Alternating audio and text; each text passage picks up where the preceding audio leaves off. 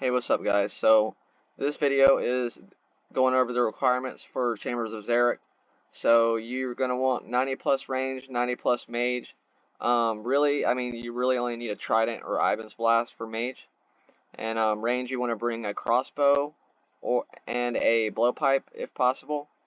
Let's see, and melees like 80 plus, 70s are fine as well.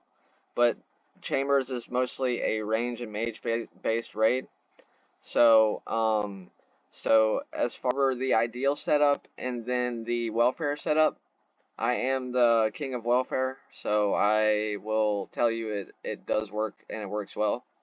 But um, the ideal setup would be a crossbow or a twisted bow for long range. I usually use a crossbow with ruby bolts, so you get that ruby bolt spec. And also for short range, we got the blowpipe for for short range.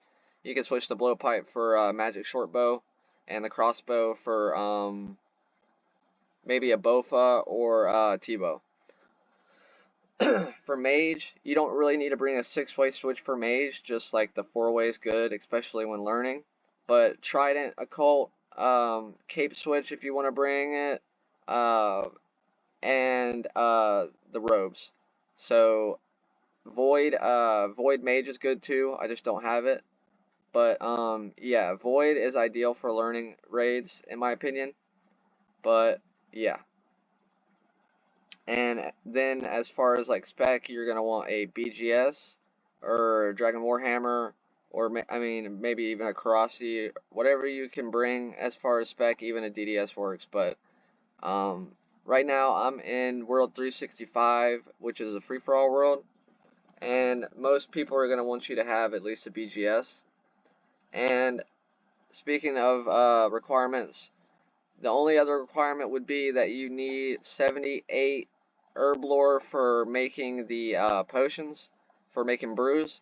So you need 78 to make the brews, and I think you need 54 farming in order to farm them.